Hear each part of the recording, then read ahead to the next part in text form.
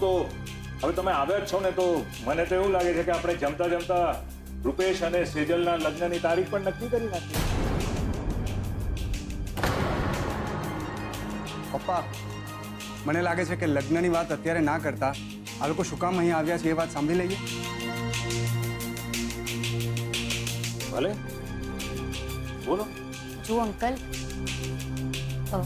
વાત જાણે એમ છે કે અમારી જે દુકાન બંધ થઈ ગઈ ને, તો અમે એના વિશે વાત કરવા આવ્યા છીએ.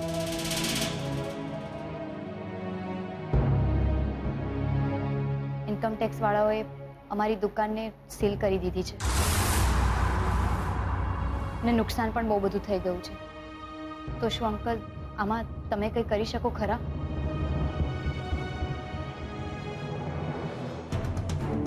બેટા, નુકસાનનું તો એવું છે ને કે અમને પણ એટલું જ નુકસાન થયું છે.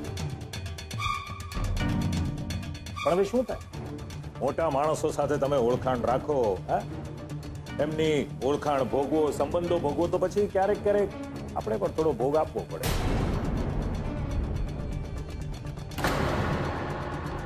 પણ પપ્પા, કિંજલ જે નુકસાનની વાત કરી રહી છે એ પૂરા 3 લાખનું છે.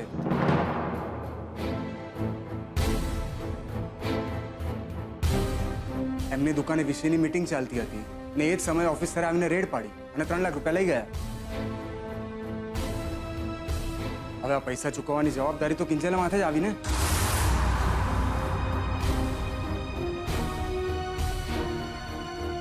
જવાબદારીનું તો એવું છે ને કે ગમે ત્યારે ખંખેરી શકાય.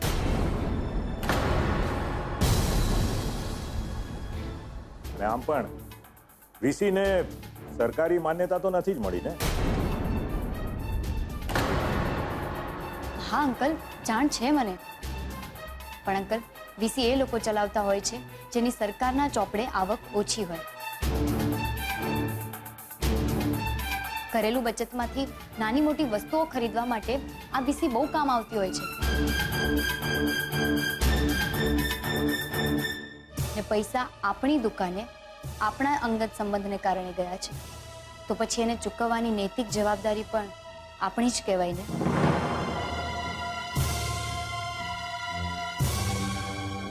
હા ભાઈ, હા તો હું ભૂલી જ ગયો. હા, મધ્યમ વર્ગનો કોન્સેપ્ટ મારા ધ્યાનમાં જ ન આવ્યો.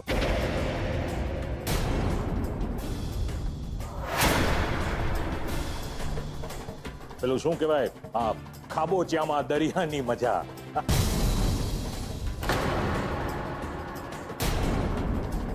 પપ્પા, વાત અહીંયા મજાની નથી થઈ રહી. આપણે કારણે સેજલનો પરિવાર જે સજા ભોગવી રહ્યો છે એની થઈ રહી છે. અને પપ્પાજી પણ તમને એ જ વાત કહેવા આવ્યા છે કે જો એમની દુકાન ખુલી જાય ને તો એમનું રોજનું નુકસાન થતું બચે.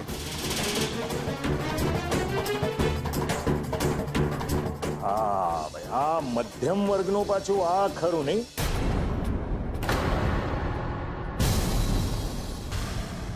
થોડા દિવસ ધંધો બંધ રહ્યો એટલે વાત સીધી બજેટ પર આવીને ઊભી રહી જાય.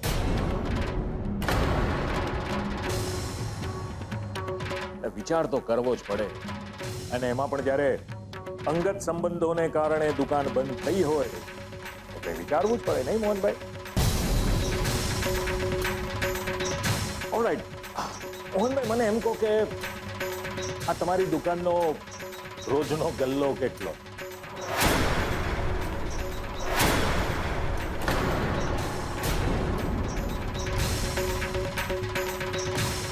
બોલો બોલો, કેટલો? 1000? 2000?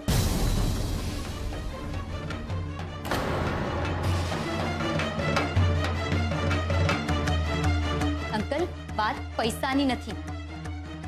અહીંયા વાત એ છે કે વર્ષોથી અમારી શાખ ચાલતી આવી છે અને દુકાનને સાદું તાળું લાગે ને સરકારી સીલ લાગે, ફરક તો પડે ને. હા, ધેટ મીન્સ વાત અહીંયા ગુડવિલ ની છે, નહીં? ઠીક છે, બોલો બોલો, તમારી કિંમત કેટલી?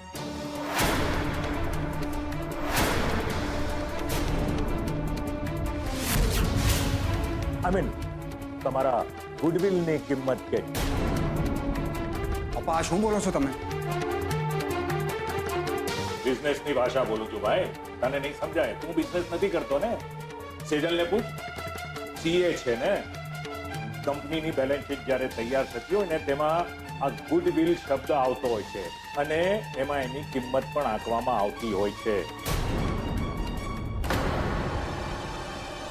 તો બોલો મોહનભાઈ, શું કિંમત છે તમારી?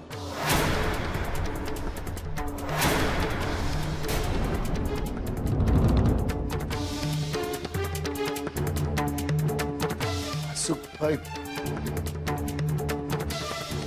કેમ વર્ગીય માણસોની કિંમત ના હોય,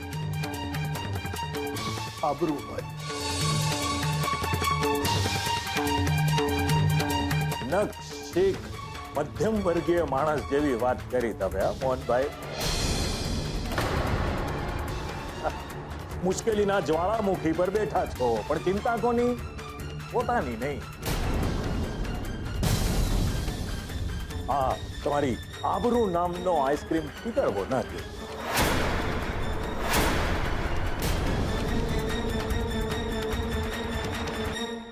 ચલો રજા લઈએ, બહુ ટાઈમ થઈ ગયો.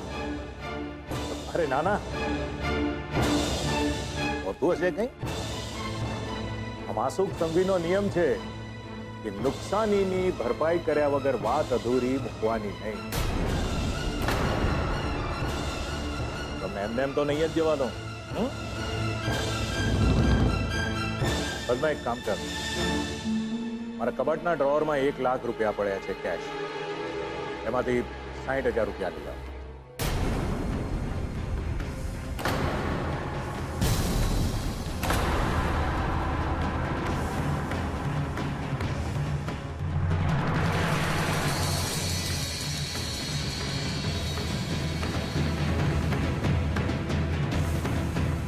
પદ્મા,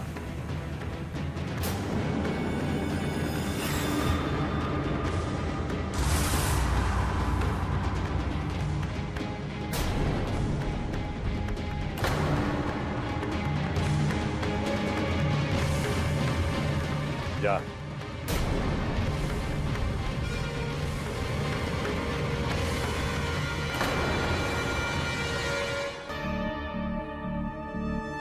હા તો કિંજલ બેટા, હવે આપણે હિસાબ માંડીએ. જો બેટા, મને નથી લાગતું કે બીજા 4 દિવસ સુધી તમારી દુકાન પાછી ખુલે. આપણે 1 દિવસના તમારા ગલ્લાના 2,000 ગણીએ તો 5 દિવસના 2,000 ને લેખે થશે 10,000. બરાબર? રહી વાત તમારી આબરૂની,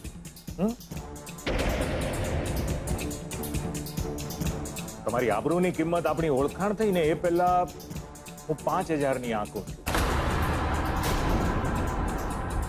હવે તો આપણી ઓળખાણ થઈ ગઈ છે, આપણો સંબંધ બંધાયો છે, એટલે આબરૂની કિંમત પણ ડબલ થઈ ને.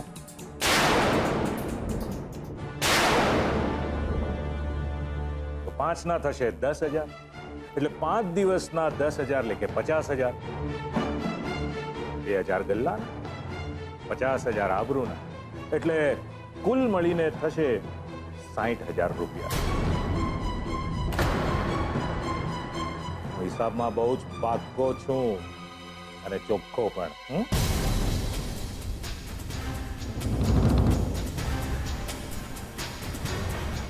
પદ્મા, કેટલી વાર?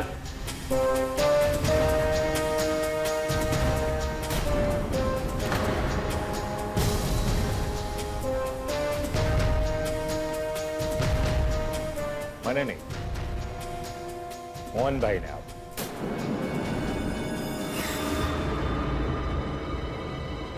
એમની આબરૂની કિંમત.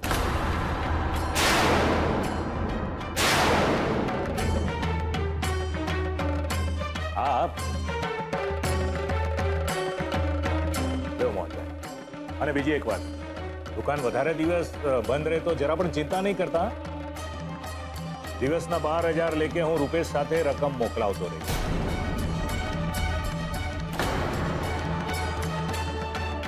મારા માટે બહુ મોટી વાત નથી. હા, મારે તો શું છે કે કાન ખજૂરાનો એક પગ તૂટ્યો તો કોઈ ફરક નથી પડવાનો.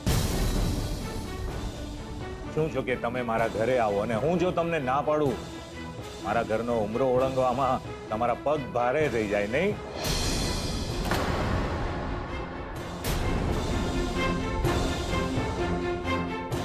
નહીં બેટા, ગેરસમજણ નહીં કરતી એટલે તમને કદાચ અહીંયા આવતા સંકોચ થાય નહીં એમ કહું.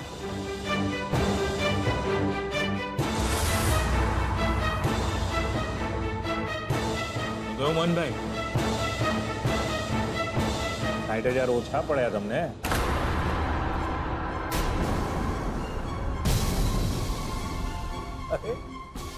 અંજલા, મોહનભાઈ મારી સામે આમ કેમ જુએ છે?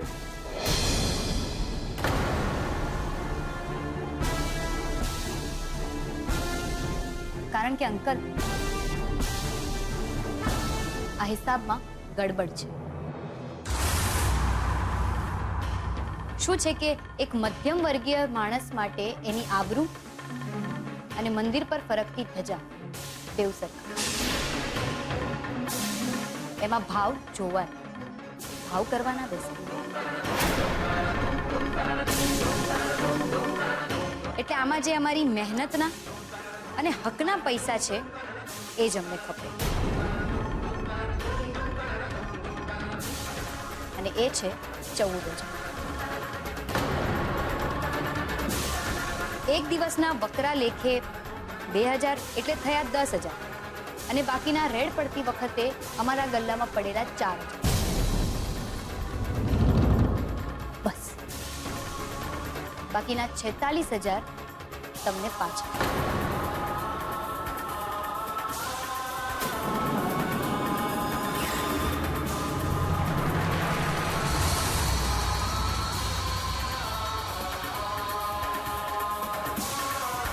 બેટા તું ચિંતા નહીં કર, રાખ. ના આંટી, અમે તો મધ્યમ વર્ગીય, અને જન્મ્યા ત્યારથી અમારી ગળ સુધીમાં એક વાત બરાબરની ગળી કાઢી. જેટલી ચાદર હોય ને એટલા જ પગ ફેલાવે.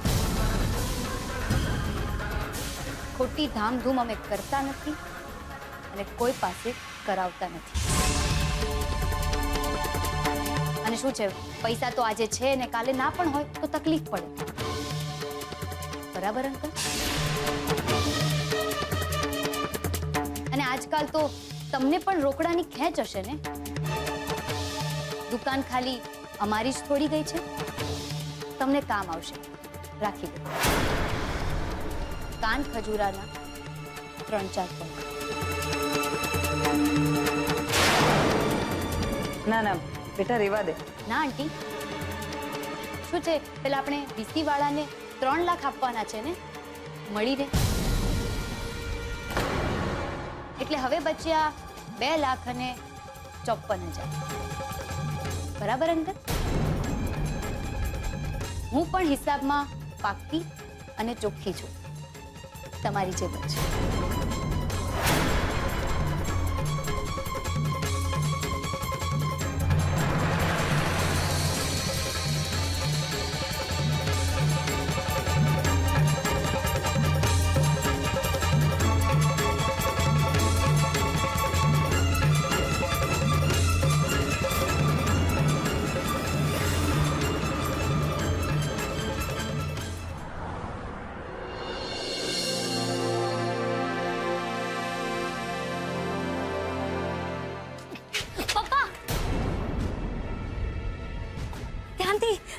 ધ્યાનથી પપ્પા.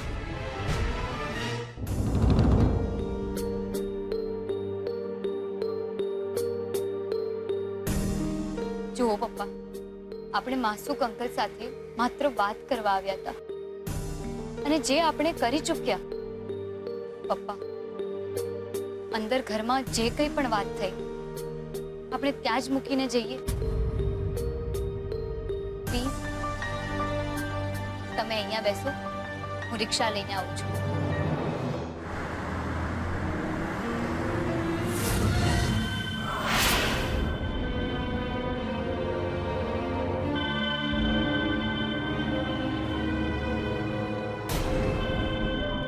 કિંજલ, તું અહીંયા કેવી રીતે? માસુક અંકલના ઘરે આવેલા. પપ્પા માટે રિક્ષા લેવા જાઉં છું. રિક્ષા? રિક્ષાની શી જરૂર છે? હું છું ને, અને કાર પણ છે. હું તમને ડ્રોપ કરી દઈશ. ના ના સુશાંત, તમે રહેવા દો. તમને તકલીફ થશે. એમાં તકલીફ કેવી? હું અહીંયા મારા ફ્રેન્ડને જ મળવા આવ્યો હતો અને હવે પાછો જઈ રહ્યો છું. હું એકલો જાઉં એના કરતા આપણે ત્રણેય સાથે જઈએ ને. ચાલ. પણ સુશાંત, કિંજલ, મને ખબર છે કે આપણી વચ્ચે સંબંધ નથી, પણ ઓળખાણ તો છે ને. એટલે અત્યારે કેવું લાગશે એ વિચારવાનું છોડી દે અને પપ્પાની તરફ જો. એમને કેટલો થાક લાગ્યો છે. પ્લીઝ કિંજલ, હું તને રિક્વેસ્ટ કરું છું. ઓલરેડી હું તારી નજરોમાં ઉતરી ચૂક્યો છું. એટલીસ્ટ મને મારી નજરોમાં તો ના ઉતાર please.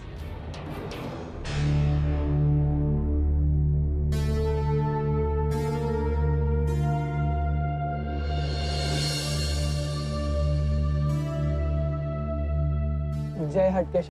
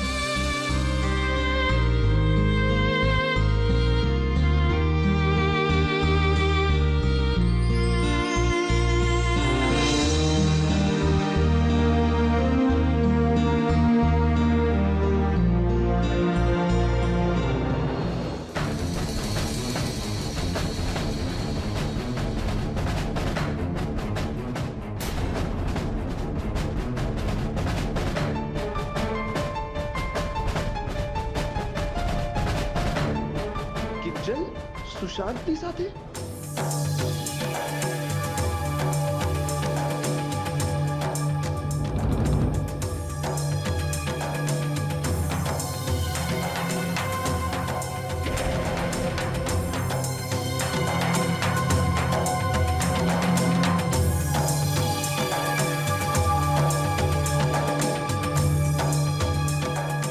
Hi Utkarsh. First of all I am sorry. મને અમેરિકા જઈને મારી ભૂલ સમજાઈ કે હું તારી અને કિંજલની બાબતે કેવું કેવું વિચારતો હતો. પણ હકીકતમાં તો એવું જ છે કે કિંજલની નજરમાં તું એક તારા મિત્ર સિવાય બીજું કશું જ નથી.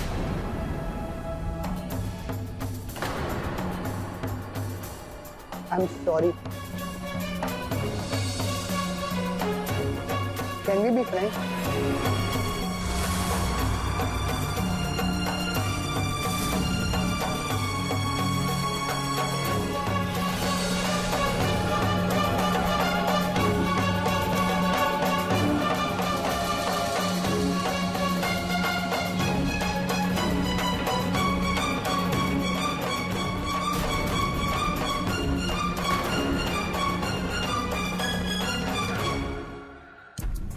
લાગે છે કે હજુ ગુસ્સો ઉતર્યો નથી, પણ વાંધો નહીં.